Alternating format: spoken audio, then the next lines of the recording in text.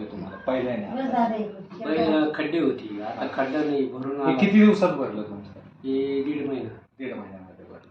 दुसरी गोष्ट, तुम्हाला अँजिओप्लास्टीचा प्रॉब्लेम होता. अँजिओप्लास्टीसाठी तुम्हाला HLK दिला, बरोबर? तर HLK घेण्या अगोदर तुम्हाला काय फरक पडत होता? काय पडला होता HLKची बॉटल घ्यायला?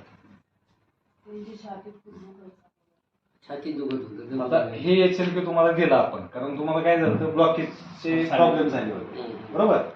तुमचं ऑपरेशन झाले का त्याचं? नाही. पण ब्लॉकेज आहेत तुम्हाला. ब्लॉकेजसाठी छातीमध्ये धडधड होत होते तुम्हाला. हे चालू केलं तुम्हाला? बंद झालं. पूर्ण बंद झालं.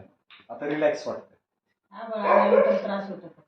आता परत आबाळ आलेलंच नाही ना, आता ह्याच्यात होईल.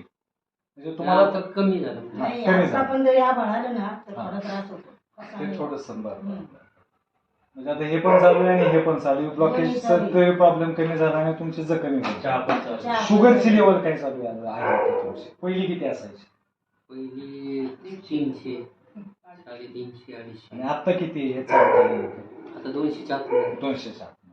आता जोपर्यंत जखम बरी होत नाही ना तोपर्यंत तुमची ह्याच लेवलला राहील.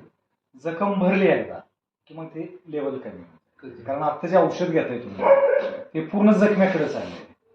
जखम एकदा पूर्ण भरली की तुमची शुगर लेवल सुद्धा कमी होईल. इन्सुलिन वगैरे नाही, इन्सुलिन बंद झालं ना तुमचं? इन्सुलिन नव्हतं, त्यामुळे गोळ्या पण तुमच्या कमी होत्या. दवाखान्यात होते इन्सुलिन. दवाखान्यात देतात. पण आता गोळ्या किती टाइम चालू आहे तुम्हाला? एकच टाइम. एकच टाइम चालू. ती पण गोळी बंद होऊन जाईल थोड्या दिवसात. ठीक आहे. हा बघितलं कशा पद्धतीने रिझल्ट आलाय.